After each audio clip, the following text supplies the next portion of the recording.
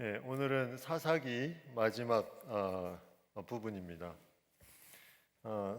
제가 신학교 다닐 때 항상 헷갈렸던 게 요한복음과 요한계시록, 이게 장수가 요한복음은 21장, 요한계시록은 22장인데 이게 자꾸 헷갈려요. 그래서 제가 이 사사기를 보면 사사기가 21장인데 어떻게 잘 외울 수 있을까 하다가 이제 사사기는 어떻게 보면 가장 복음적이지 않은 내용으로 구성되어 있다.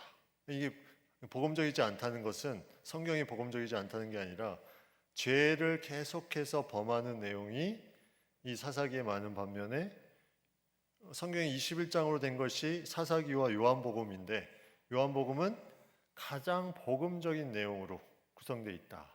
이렇게 생각하시면 성경에는 21장까지 되어 있는 게 책이 2권인데 그 중에 사사기는 인간의 죄에 대해서 적나라하게 표현한 부분이 있고 자기 소견에 옳은 대로 행한 그런 부분이 있고, 반면에 요한복음은 그 죄를 위해서 예수님께서 이 땅에 오셔서 우리의 죄를 대신 속량하시고 사해 주신 놀라운 은혜가 있다 하면 쉽게 우리가 알 수 있을 것 같습니다.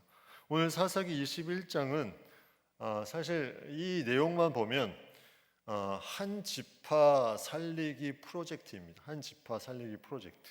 그래서 베냐민 지파라는 지파가 완전히 사라지는 것에 대해서 다른 지파들이 힘을 합쳐서 이 베냐민 지파를 살리는, 자기들이 이제 전쟁을 벌여서 다 죽이고 이제 600명만 남게 됐는데, 그러니까 600명 남자들만 남아 있으니까 종족이 이제 계속 번성할 수가 없는데, 그 이유 중에 하나가 또 뭐냐면 오늘 1절에 보면 맹세를 했습니다. 맹세.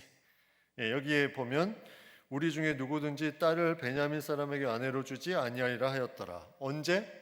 이거는 과거에 맹세한 건데 20장에서 미스바에서 이스라엘의 연합군이 모였을 때 그때 막 흥분되고 격앙된 그런 마음으로 우리가 베냐민에 대해서 본때를 보여주자 하면서 맹세를 하나님 앞에 하지 않았을까 하는 생각이 드는데, 그 맹세를 뒤에 18절에 보면 이렇게 나와 있습니다. 베냐민에게 아내로 주는 자는 저주를 받으리라. 아내를 줄 수 있습니까? 없습니까? 없어요. 맹세를 이렇게 했기 때문에 우리 딸을 베냐민에게 아내로 주면 저주를 받는다? 어떤 부모님이 줄 수 있겠습니까? 그래서 이런 이스라엘의 나머지 모든 백성에 이 맹세를 해서 결국은 베냐민은 어떻게 구제할 방법이 없었던 그 시기에 한 지파의 이 사라지는 그 상황을 그들이 깨닫게 됩니다. 이스라엘 백성들이 본인이 다 저지른 거잖아요. 사실 본인들이 전쟁을 해서 그렇게 다 멸하고 그랬는데, 이제는 그들이 맹세한 것까지 해서 이렇게 그들이 이제 그 후에 베델에 이르러 저녁까지 하나님 앞에 큰 소리로 울었다. 울었다. 왜 울었을까? 자기들이 한 것에 대해서 왜 울었을까? 자, 생각을 해보십시오. 이스라엘 민족은 창세 이후로 계속해서 완전체의 어떤 모습은 12아들, 12종족 이것이었어요. 그런데 이 완전체가 하나의 종족이 없어진다고 생각을 해보십시오. 우리의 어떤 나라에 중요한 12줄기가 있는데 한 줄기가 완전히 사라진다. 그러니까 이들은 자신들의 이스라엘 백성으로서의 그 근본, 기원 자체가 무너지는 듯한 생각을 갖기 시작한 거죠. 이렇게 가면 한 지파가 사라지네? 그러면 우리가 정말 잘못한 것이 아닌가 하면서 그들이 하나님 앞에 큰 소리로 울면서 구합니다. 뭐라고 말하냐면 3절에 이스라엘 하나님 여호와여, 어찌하여 이스라엘에 이런 일이 생겨서 오늘 이스라엘 중에 한 지파가 없어지게 하시나이까? 누가 이렇게 했습니까? 자기들이 했죠. 자기들이 하고 나서 하나님 앞에 어찌하여 이스라엘 중에 한 지파가 없어지게 하시나이까. 뒤에 15절에도 크게 나옵니다. 15절에 보시면 회중의 장로들이 이르되 베냐민의 여인이 다 멸절되었으니 이제 그 남은 자들에게 15절 백성들이 베냐민을 위하여 뉘우쳤으니 이는 여호와께서 이스라엘 지파들 중에 한 지파가 빠지게 하였음이더라. 여호와께서 한 지파가 빠지게 하였다. 왜 하나님이 이렇게 했다고 성경은 기록되어 있을까요? 이게 이제 역사의 기록에 대해서 이제 기록하는 이제 역사가의 이제 기록 특징인데, 하나님의 그 전반적인 세계를 다스리시는 그 섭리에 하나님이 주권적인 부분을 여기서 계속 나타내는 것입니다. 근데 이 주권이 그 죄를 범한 사람의 책임도 여호와께 있다는 것을 말하는 것은 절대 아니죠.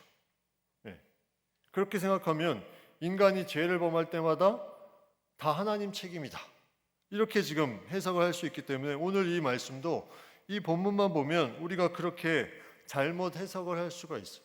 이렇게 된 것은 이스라엘 백성들을 제대로 살지 못하게 한 하나님이 이렇게 만드셨다. 여호와께서.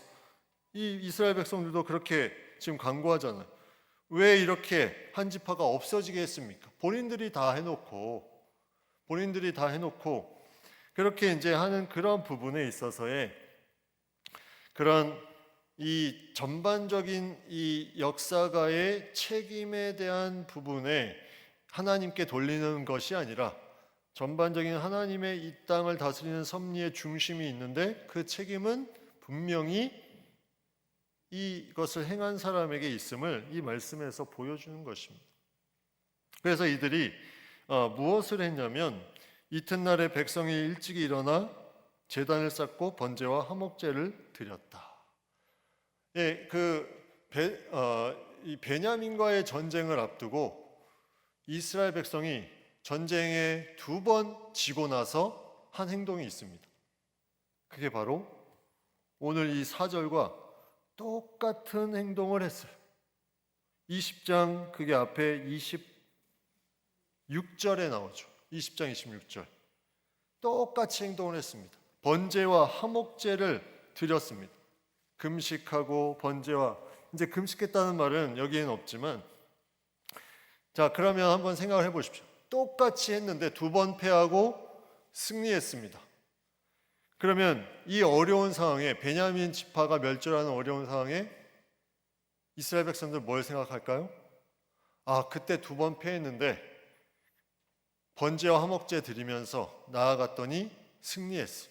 그러면 이 어려운 문제도 번제와 화목제를 드리면 해결해 주시겠구나, 이러한 생각이 그 안에 있게 됩니다. 그러니까 이 사사시대의 가장 큰 특징이 바로 이거였어요. 사사시대에 하나님을 안 찾은 것이 아닙니다. 그렇죠? 사사시대에 이스라엘 백성이 하나님을 안 찾은 것이 아니에요. 평상시에 찾지 않다가 언제 찾았습니까? 다른 나라의 지배를 받거나 어려울 때만 찾았습니다. 이게 신앙의 이 자기 소견에 옳은 대로 행하는 모습이라는 거죠. 아예 안 찾는 것이 아니에요. 언제만 찾냐면 자기가 필요할 때만 찾습니다.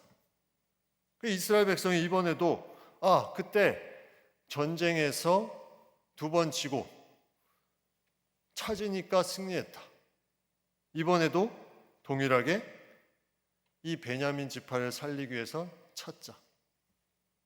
근데 이 찾는 것에 이 하나님의 놀라운 역사가 뒤에 나타나지만 이스라엘 백성들은 사실 그 안에 자세하게 보면 자신들의 어떤 부분을 지나치게 과하게 무언가를 하는 모습들이 계속 나타납니다. 결국은 자신들의 목적을 이루기 위해서 하나님께 필요할 때만 찾고 거기에 해당되는 모든 행동과 모든 것들은 본인의 뜻대로 행하는, 이게 인간의 영적인 가장 성장하지 못하는 가장 중요한 부분입니다. 우리가 어떤 일이 생기면 기도 안 하던 사람도 기도합니다. 신앙이 있으면. 그리고 기도가 깊지 않았던 사람도 뭔가 일이 생기면 기도가 깊어집니다. 그런데 그게 해결되고 시간이 지나면 그 모습을 찾기가 쉽지가 않아요. 바울이 왜 그렇게 신앙의 성장을 이룰 수 있었을까? 왜 그렇게 신앙의 모델이 될 수 있었을까? 바울은 뭐가 있었습니까? 계속 고난이 있었어요. 그가 고난을 향해서 나아가니까, 그러니까 하나님을 찾지 않을 수가 없습니다. 날마다 죽노라. 우리는 날마다 죽지 못합니다. 아주 어렵거나 힘들 때만 잠깐 죽을 뿐, 날마다 죽는 것은 쉽지가 않아요. 근데 믿음의 성장은 내가 얼마나 죽느냐에 달려 있습니다. 거기에 내 모습이 변화되기 시작한다는 거죠. 그 모습이 없으면 우리는 사사시대와 다를 바가 없어요. 필요할 때만 찾습니다. 필요할 때만. 평상시에는 뭔가 아무 일도 없으니까 별로 찾지 않다가 갑자기 재정적으로, 관계적으로, 또 육적으로, 정신적으로 어려움이 있으면 그때 이제 찾는 거예요. 그래서 나에게 그런 어려움은 은혜입니다. 은혜. 내가 안 찾던 사람이 그런 어려움으로 찾기 시작하면 그게 은혜가 되는 거예요.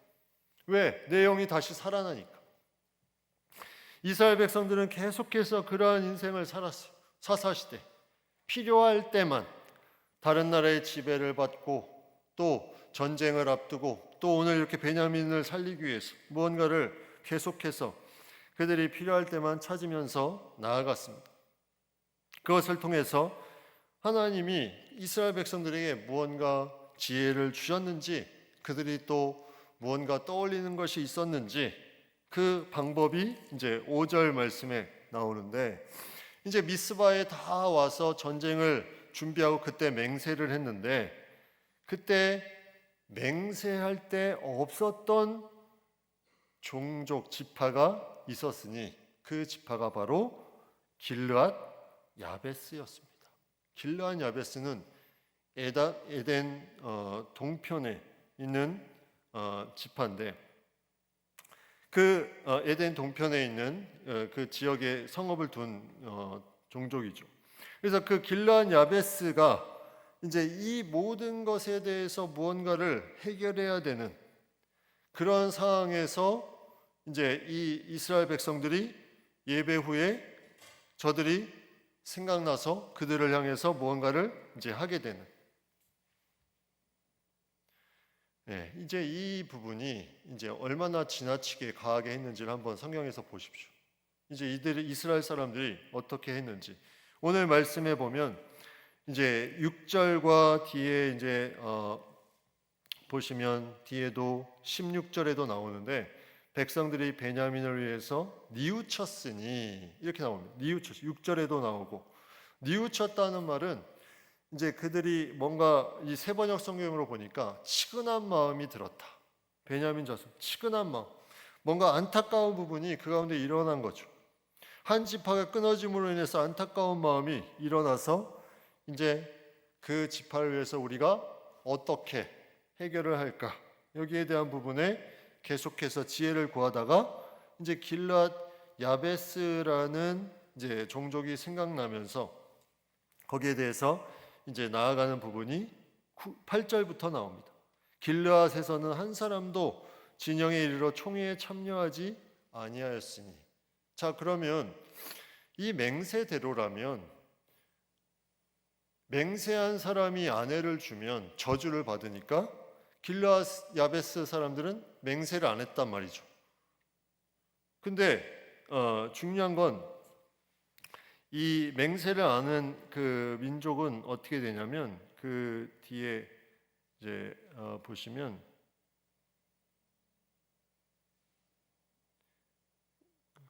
여기 9절에 보면 백성을 계수할 때 야베스 길르앗 주민이 하나도 거기 없음을 보았습니다. 10절에 회중이 큰 용사 12,000명을 그리로 보내매 그들에게 명령하여 이르되 가서 야베스 길르앗 주민과 부녀와 어린아이를 칼날로 치라. 이렇게 되어 있습니다.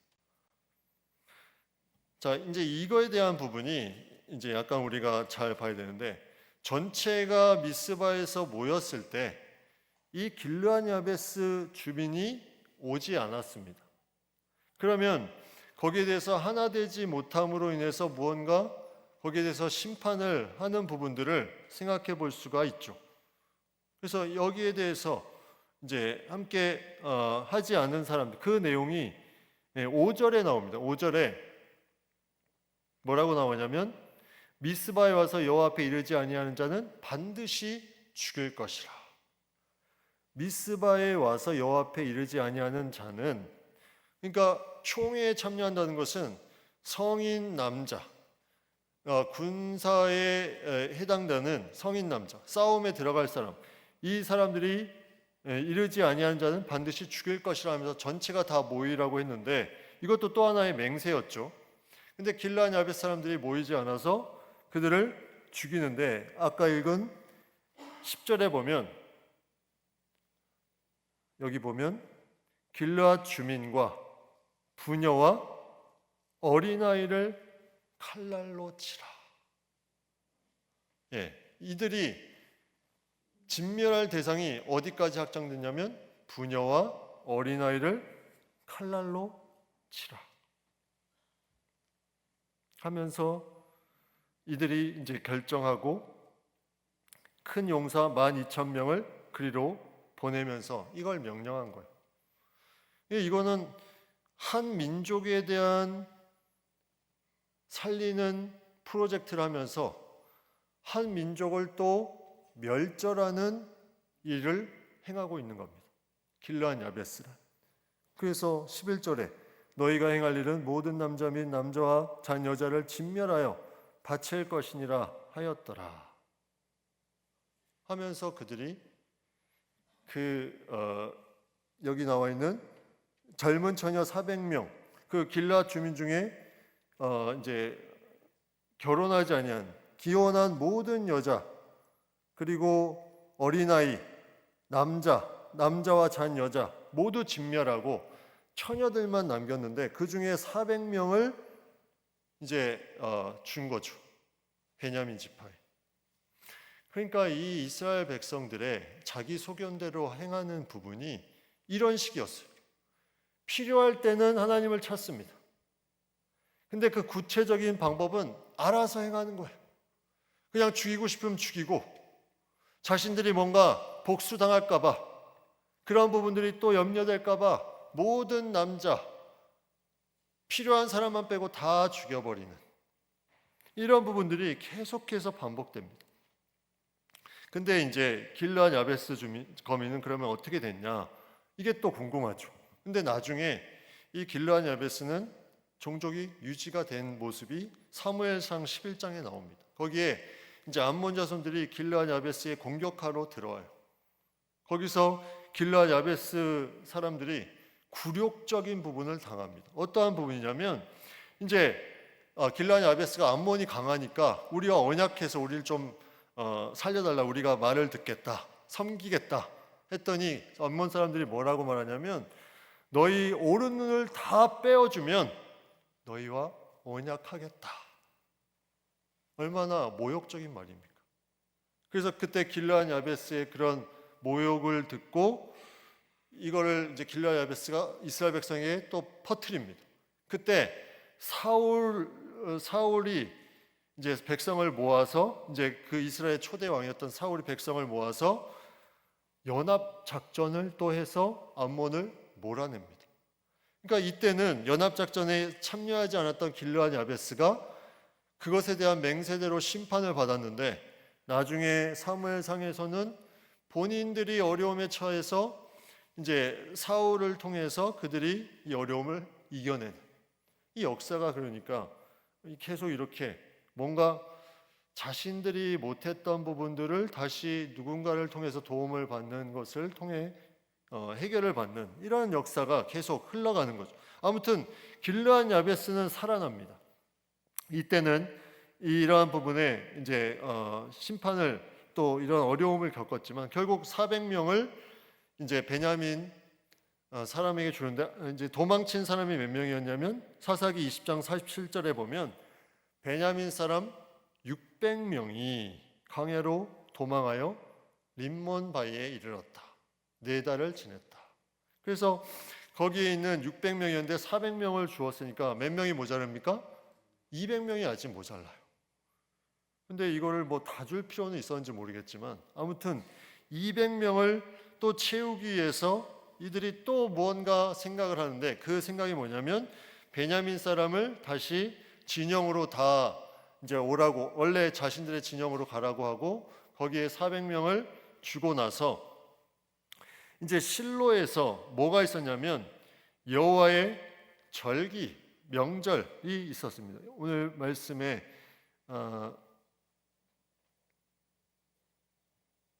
19절에 나오죠. 여호와의 명절이 있도다 하고 실로의 매년. 이 절기는 뭐냐면 이 뒤에 포도나무가 나오는 걸 보면 뭔가 추수한 것을 이제 바치는 포도나무의 열매가 많이 있었던 이 초막절에 대한 부분. 이스라엘 백성들이 절기를 출애굽기 시대부터 3번씩 지켰는데 이 절기가 바로 초막절에 대한 절기. 그러니까 온 동네에서 다 오고 실로의 사람들도 무언가 기뻐서 같이 이 축제를 벌였는데, 이때 축제에는 포도원 주변에 초막을 치고 며칠 동안 포도를 수확하고 수확의 기쁨을 표현하기 위해서 춤을 추고 이런 무도회를 갖는 그런 행사들이 있었다고 해요. 근데 그거를 보통 때는 밤에는 다 들어가는데 밤 늦게까지 이것을 명절 때 합니다. 자, 이제 보십시오. 여기 보면 뭐라고 또 말하냐면 베냐민 자손에게 20절에 명령하여 이르되, 이들이 명령해서 뭐라고 말하냐면 포도원에 너희가 숨어라. 실로의 여자들이 춤을 추러 나오거든 너희는 포도원에서 나와서 실로의 딸 중에서 각각 하나를 붙들어 가지고 자기의 아내로 삼아 베냐민 땅으로 돌아가라. 베냐민 땅으로 돌아가라. 여기서 붙들다, 이 말은 강제성이 아주 강한 표현입니다.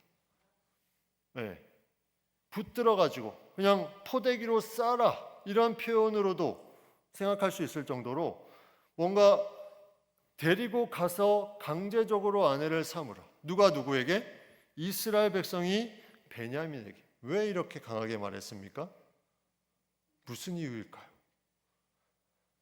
처음에는 자신들의 베냐민 종족을 살리기 위한 어떤 부분이었는데 이제는 이것이 자신들이 잘못한 것을 싹 감추기 위해서, 그러니까 완전 범죄처럼 행하기 위해서 이것을 강제적으로 너희가 납치해서 저 실로에서 춤추는 여인들을 데리고 가서 아내로 삼으라. 그리고 22절에 보면 또 이렇게 말합니다.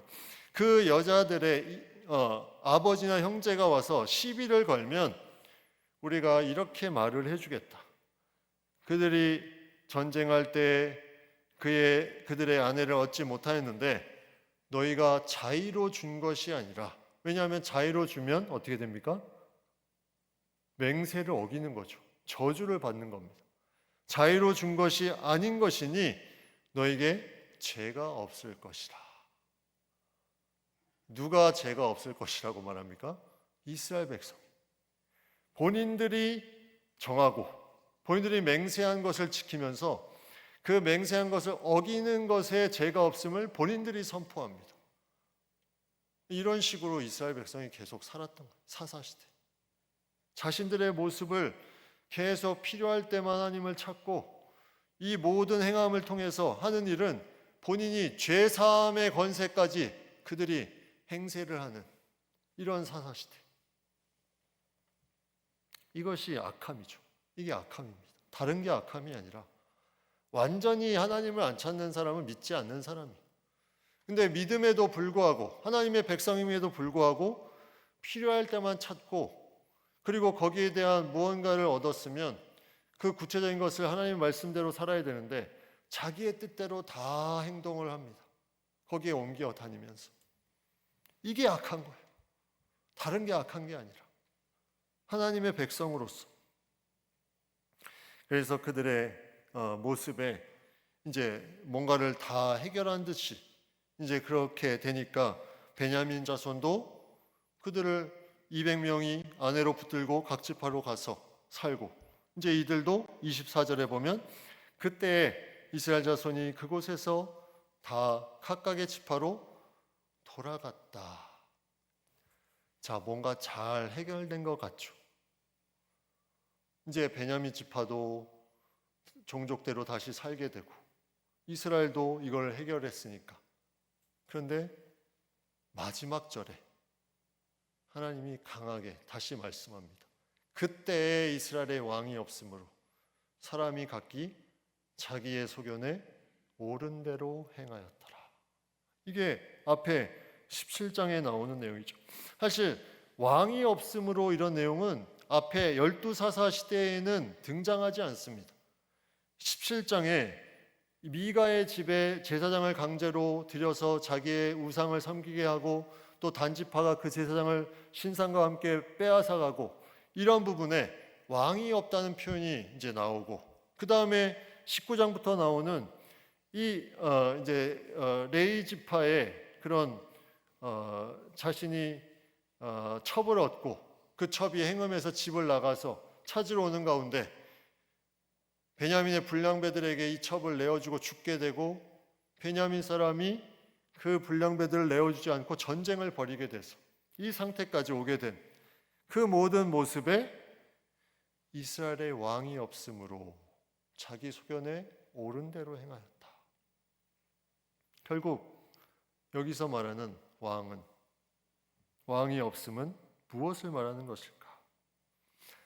왕이 없음은 인간의 어떤 기준이 사라집니다. 사실 사사시대를 다시 생각해 보면 왕이 없는 시대가 아니었습니다. 왕이 있었으나 그 왕을 왕으로 여기지 않는 시대였죠. 그러면 우리도 마찬가지로 우리의 삶에 왕이 있습니다. 왕을 왕으로 여기지 않고 살아가는 그 삶이 바로 사사시대.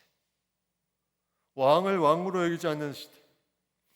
그러니까 우리는 이 시대에 어쩌면 사사시대를 통해서 너희가 왕이 없는 것처럼 행동하느냐? 그게 아니다. 너희는 이 사사시대처럼 왕이 없는 것처럼 행동해야 되는 그 시대에 분명한 왕이 있음을 확신하고 믿는 사람으로서 책임을 가지고 살아야 됨을 우리에게 말씀해 주고 있는 거죠. 우리가 사는 세상에 왕이 없는 것처럼 느껴집니다. 그러면 너희가 왕이 없으니까 왕이 없는 것처럼 살지 말고 왕이 없는 그 모습에 너희가 진정한 왕으로 섬기는 그 왕을 더 굳게 잡고 살아야 됨을 사사시대를 통해서 말씀해 주는 거예요. 반대로 우리가 그렇게 생각하는 거죠. 자기 소견에 옳은 대로 행하는 것이 아니라 왕이 없으므로 왕이 우리 눈에 없는 것처럼 느껴져서 더 강하게 하나님의 뜻대로 살아가야 되는 그 시대. 그것을 우리에게 말씀해 주고 있습니다. 그래서 여호수아 시대부터 지금까지 계속 말씀하는 것, 여호수아 24장 18절에 보면 이렇게 말씀합니다. 여호수아 앞에서 백성들이 뭐라고 말하냐면 우리도 여호와를 섬기리니 그는 우리 하나님이심이니이다. 사사시대 전에. 그죠? 그리고 기드온이 또 이렇게 고백합니다. 사사기 8장 23절. 기드온이 그들에게 이르되 내가 너희를 다스리지 아니하겠고 나의 아들도 너희를 다스리지 아니할 것이요 여호와께서 너희를 다스리시리라. 그런데 계속해서 말씀을 주셨음에도 불구하고 그들은 책임을 다하지 않습니다. 오히려 정말 왕이 없는 것처럼 그렇게 사는 인생이 돼버린 거죠.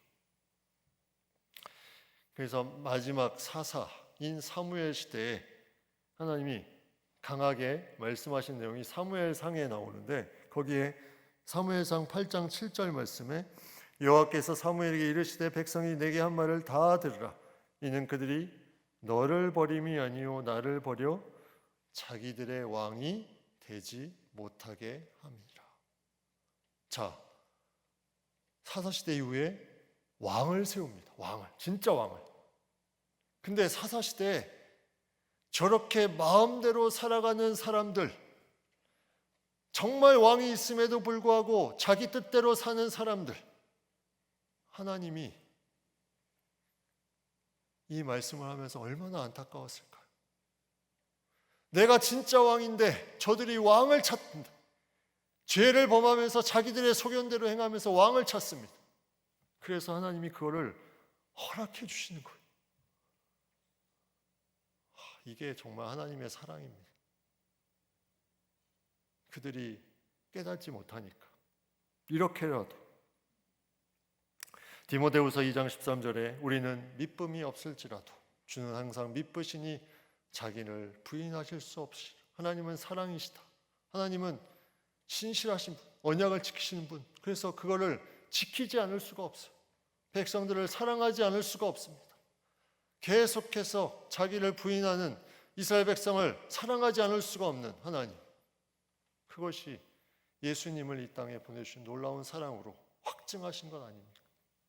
우리가 그 사랑을 받은 자로서 우리는 어떠한 신앙을 살아야 되는지, 필요할 때만 찾는 신앙인지, 우리가 얼마나 우리의 연약한 모습이 사사시대와 닮았는지 우리가 한번 생각해 보면서 하나님의 뜻 가운데 그 사랑을, 우리는 미쁨이 없을지라도 하나님은 미쁘시니, 이 믿음으로 우리가 더욱더 하나님께 가까이 나아갈 수 있다면 진정한 왕으로서 하나님을 고백하는 우리의 삶이 되리라 믿습니다.